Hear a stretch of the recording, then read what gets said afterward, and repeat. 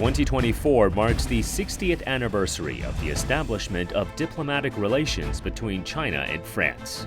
With the rapid development of China's economy and the continuous expansion of its opening up, trade between China and France has gone from strength to strength. You see how the two countries work together, and they really make an effort to work together. Whether you look at different sectors, whether you're looking at the fashion world, whether you're looking at retail, whether you're looking at beauty, whether you're looking at wine. Under the framework of the China-France Comprehensive Strategic Partnership, the two countries have established a strong relationship, enabling them to address climate change and achieve positive results in many fields. I think between China and France, and also obviously with the bank included, we have a shared global view, in particular in the area of climate change. China is now the second largest insurance market in the world. The French insurance giant Accor Group has been operating in China for 25 years. Yes, over the past 25 years, Accor has been able to witness firsthand the spectacular growth of the Chinese economy. Join us this week on BizTalk as we explore the immense potential for deepening economic ties and cultural understanding as China and France enter the next decade of cooperation. Only on BizTalk, only on CGTN.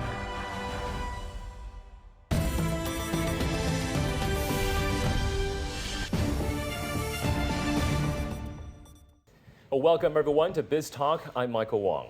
Well, 2024 marks the 60th anniversary of the establishment of diplomatic relations between China and France. Now, bilateral trade has grown by more than 800 times in nominal terms since diplomatic ties were established, from around $100 million in 1964 to over $80 billion in 2022. Now, here on BizTalk, we'll be speaking to several French companies doing business here in China to get a better sense of how the economic and business relationship has evolved between the two countries as they celebrate 6 decades of official ties. Our guest today is Gary Rosen, CEO of Greater China at French hospitality giant Accor Group. Accor has a network of around 5,500 hotels with over 800,000 guest rooms around the world. Now, as of the end of 2023, Accor had nearly 650 hotels in China, with plans to expand its offerings in the Chinese market. Gary, welcome to the program. Thank you so much for joining us. Thanks, Michael. Appreciate it. So, Gary, what are your observations in terms of how this economic relationship has played out between China and France in these 6 decades of diplomatic relations? And what's your outlook going forward for the business and economic ties between China and France? Well, I think the starting point really is you see how the two countries work together, and they really make an effort to work together. And that comes alive in the business community. Whether you look at different sectors, whether you're looking at the fashion world, whether you're looking at retail, whether you're looking at beauty, whether you're looking at wine, the growth for both companies, and especially that foreign direct investment into China, you wouldn't have that if you didn't have such strong ties over the last 60 years. And certainly those are going to continue moving forward. In our world also, in the world of hospitality, the idea of, and this trust that's been built between a French company and multiple Chinese companies to make a much wider proposition and growing the hospitality sector in China, that couldn't be done if you didn't have great relations and diplomatic relations and the recognition by the two countries and the governments of two countries. I think in our world, and for the future, we're at a new normal, now. But that new normal includes many French companies looking at increasing their direct foreign investment, many French companies recognizing that China is an important part of their growth around the world, but recognition, the role that the Chinese guest and consumer plays, as we were talking earlier. The future is a bright one. The strength of the relationship only makes it that much brighter. And I think we've entered into a recognition that when you look at these two countries together, you have a 1 + 1 = 10 outcome. That's my personal point of view, but also it's there in terms of validity, in terms of data. China and France designating 2024 as a year of culture and tourism between the two countries. As a French hospitality group, as one of the world's largest hospitality groups, what is Accor doing to really promote and boost culture and tourism exchanges between China and France? It is. I mean, you have to admit, and those numbers, by the way, are staggering. It's amazing how much growth. Yeah. I would say for us, it really comes down to starting everything from the idea, from the heart, and also from experience. Yeah. As a hospitality group, that's what we're all about. I think what's one of the most exciting things also is the Olympics. Yes. And they're taking place in Paris. In Paris, yes. Yes. So that in itself also is a great opportunity which to celebrate. And we're doing that a lot with our most loyal guests through our Accor Live Limitless loyalty program, with our owning partners. And so we will be having a lot of folks being able to do and go over and participate in the Olympics as part of Accor, because Accor is an official sponsor, but also developing a lot of grassroots experiences as well, linked to the 60th anniversary of the diplomatic relations, but also having this halo effect of the Olympics. So bringing it grassroots, communities, kids, adults, because that's when you really bring things to life. Absolutely. And how do we get more Chinese tourists to France, Gary? Because pre-pandemic, we had about 2.2 million Chinese tourists heading to France, generating about 3.5 billion euros in revenue for the French economy. And Chinese outbound tourists pre-pandemic, they were such a large group. Where do we stand right now in terms of the recovery for Chinese outbound tourists, and especially going to France? Well, it's interesting because a couple of things. You're absolutely right. 2019, it was a stellar year for outbound. You had 170 million outbound tourists coming from China going abroad. The number is returning. By the end of 2024, you'll probably see closer to about 155 million, so just slightly down from 2019. But when you think about it, 155 million is a staggering number. Yeah. What's so wonderful and what we're obviously very excited about is when you look at Chinese tourists today, France is still the number 3 place that they want to go to in terms of first within traveling closer to home, so within North Asia. But I think what's also very interesting is more and more people, as they're looking at cultural relevance, when they're looking at experiences, so many people have discovered wine country. And they're also, even back to your earlier question, the relationship, for example, between Bordeaux, Champagne country in France, and Ningxia here in China. Yes. This exchange of wine and this exchange of study and this exchange of growing beautiful vineyards. Yeah. That's another reason why so many people still enjoy going back to Paris. Cultural, certainly the idea of beautiful landmarks, shopping, food, and then certainly beautiful countrysides and wine, et cetera. So that's outbound tourism. How's business here in China, Gary? We saw this boom in domestic travel, in terms of domestic leisure, domestic demand here in China post-COVID. How is that demand translating, looking like for Accor Group? Planning during that time of COVID to have technology built locally, loyalty built locally, has really put us in a real different footing. We really have the spirit of entrepreneurship. So, and that's how we approach it. And we are different in our thinking. As a European-based company, we think a little differently. Yeah. Our business has returned to the levels, and in many cases surpassed levels of 2019, when you think about actually the results of our current hotels. The other thing is for us, our company is about growth as well. We have signed close to 150 new hotels in 2023 that will open over the course of the next few years. That's significant growth. That has put us at the front in terms of global hospitality for players here in China. And but I think we're very in our approach, Michael. We realize that in China you can't go at it alone. Yeah. You can't. Yeah. And so what we've recognized is you do need to have local partners that you work with, and that's a part of how you think about your growth strategy in terms of your guest, but also your footprint. Yeah. And so we've been able to do that. We have incredible relationship that we built quite a few years ago with Huaju, and they have master franchise for several of our brands, Ibis Styles and McCure. The other is how we grow organically, especially in the world of luxury and in lifestyle. For us in particular, China offers a lot of opportunity. There's volume growth, and then there's growth where you have to learn and be able to also nurture your own brand's growth. And that's particularly why in this area we focus, particularly when you think about premium and luxury, we have that growth. And there's never been for us so much growth and opportunity. We have so much demand for our Fairmont brand. Yeah. So much demand going on for Raffles. Luxury and high-end luxury is alive and kicking in a big way, in addition to all the other segments that are growing. Yeah.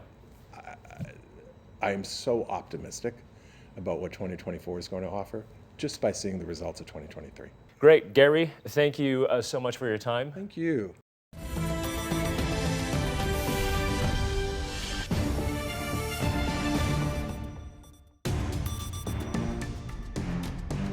.360-degree profiles of industry movers and shakers, tech mavericks, and policymakers. We drill down on their success. We ask how they set strategy and how they navigate in an increasingly competitive market. Real talk, real business. Join the conversation.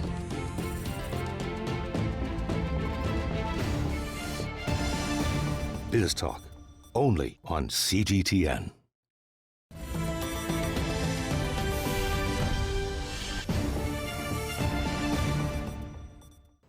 And welcome back to BizTalk and our conversation on 60 years of diplomatic ties between China and France. It's the largest bank in France. Global banking giant BNP Paribas aimed to establish a strong presence in the China market after the country began its reform and opening up push. Now, according to BNP, after opening up a representative office right here in Beijing in 1980, it became the first Western bank established in the People's Republic. And since then, it hasn't looked back. The group now has a strong presence in China with one of the most comprehensive suites of products and services for a foreign bank in the country. Joining me now is CG Lai, CEO of BNP Paribas China. CG, welcome to the program and thank you for joining us. Thank you. Thank you for inviting me. CG, I want to get your take first on the economic, on the commercial and financial relationship between China and France as the two countries, of course, mark 60 years of diplomatic relations in 2024. Okay. Actually, I want to bring up one of the most important points is, I think between China and France, and also obviously for the bank included, we have a shared global view, in particular in the area of climate change. I think the China and the France were obviously the very big supporter for the climate change back in the 2014. This is one. The second one is when you look back for the last 60 years, the French companies, the multinational company in China, have participated in numerous of the building up of the local economy. Okay, and France also has a very strong industrial policy and is also a very big trading nation in the world. So I think in this many of the regard, we share a common value and a background in trying to promote the real economy, not only in France and also in China. Yeah. So these are the key points I like to remind the people of. And CG, I'll ask you about in terms of how finance can drive climate change in just a second, but I want to talk a little bit more about the bank's history here in China first. So BNP Paribas, the bank was determined to do business here in China following, of course, the country's reform and opening up. And former BNP chairman Pierre Ledoux was the first high-level European banker to actually visit the Chinese capital. So walk us through a little bit more the group's journey, its story here in China since it first opened an office in Beijing in 1980. We established our representative office in Beijing back in 1980. Then in 1992, we were the first one. As a matter of fact, BNP created a lot of the first one in China among the foreign financial investors. We were the first one to build the joint venture with ICBC. We set up a company called International Bank of Shanghai and Paris. So that was back in 1992. And in 2003, we became the sole invested foreign banks here in China.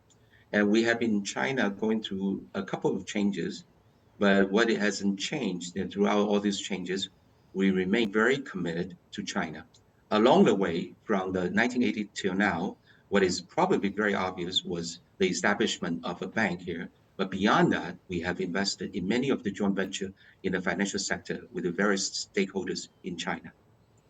Yeah, so quite a robust relationship between BNP and, of course, the China market. But in terms of the specific milestones, CG, in your 4 decades plus here in the Chinese market, walk us through some of your most significant ones.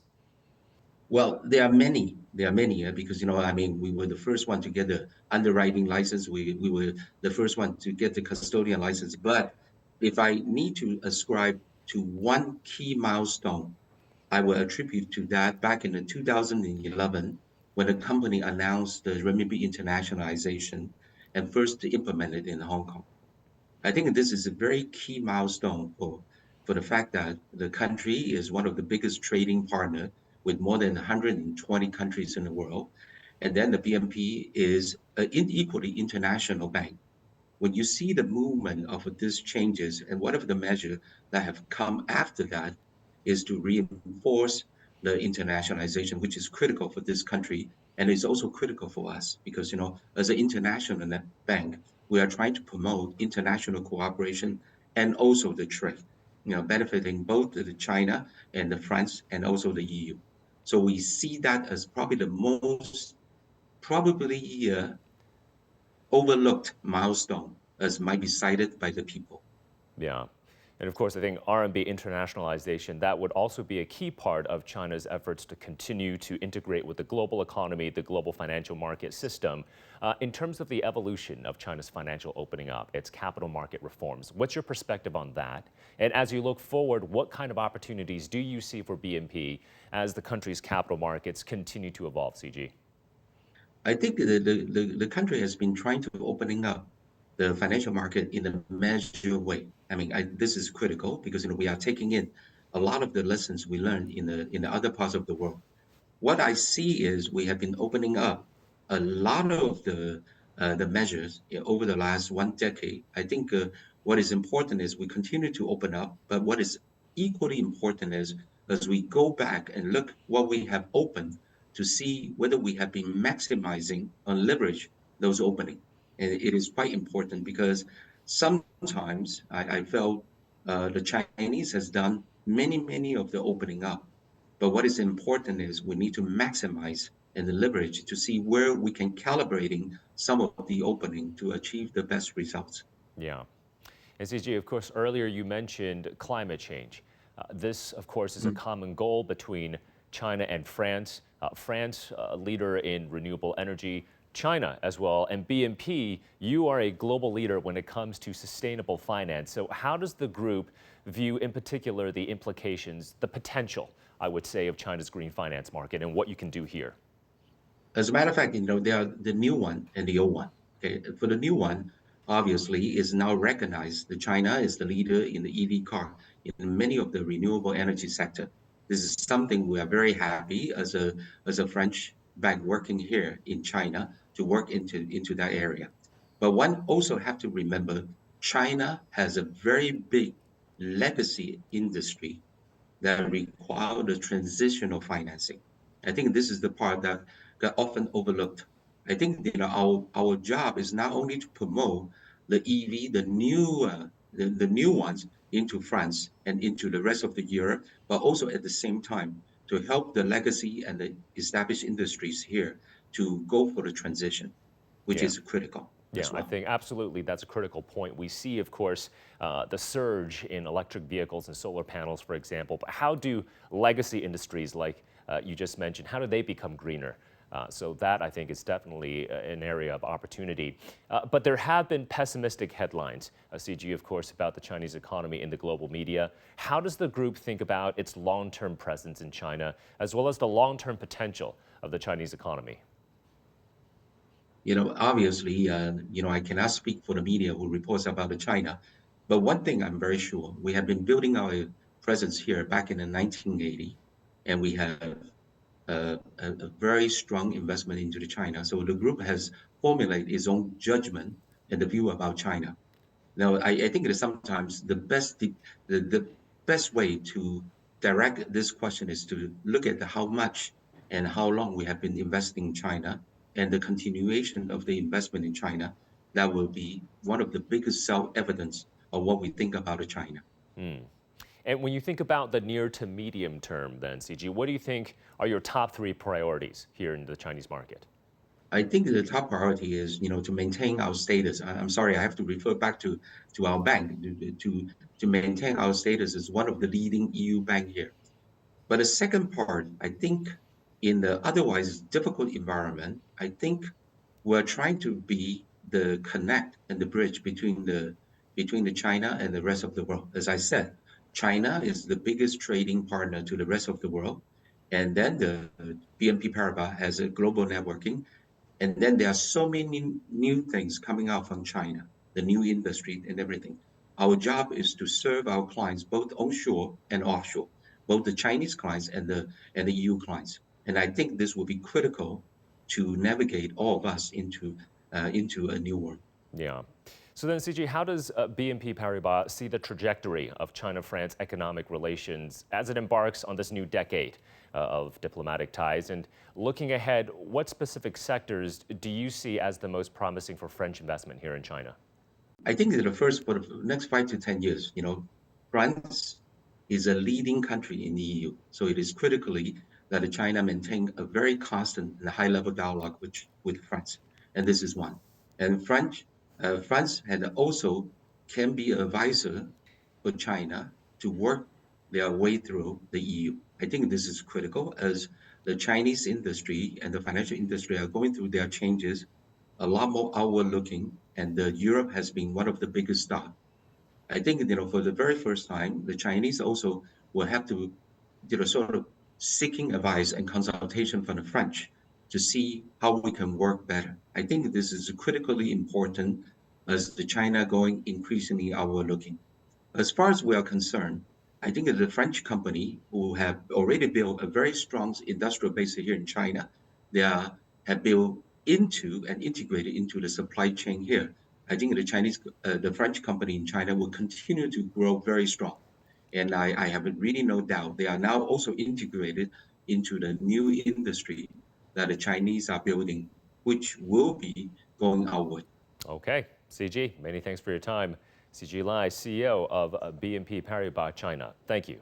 And stay with us. When we come back, we'll speak with the largest 100% foreign-owned property and casualty insurer in the Chinese market, AXA Tianping, to get its perspectives on ties between China and France.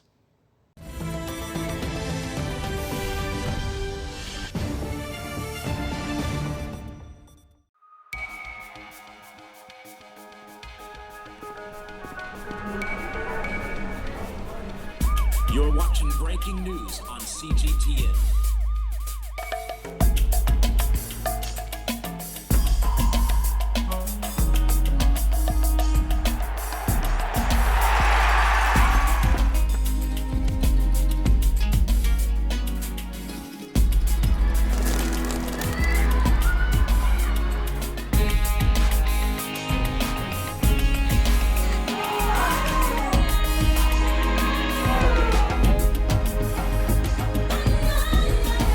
You're watching CGTN with the latest market-moving headlines from around the world.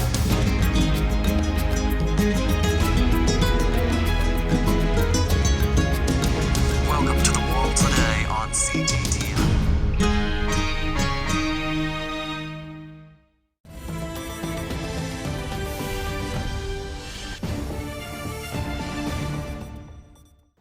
Welcome back. Well, China is now home to the second largest insurance market in the world. French insurance giant AXA Group has been serving customers here in China for a quarter century now. AXA Tianping is the group's property and casualty company in the Chinese market and is the largest 100% foreign-owned P&C insurer here in China. My next guest is Kevin CHOR, CEO of AXA Tianping. Kevin, thank you so much for joining us on the program. Pleasure is mine.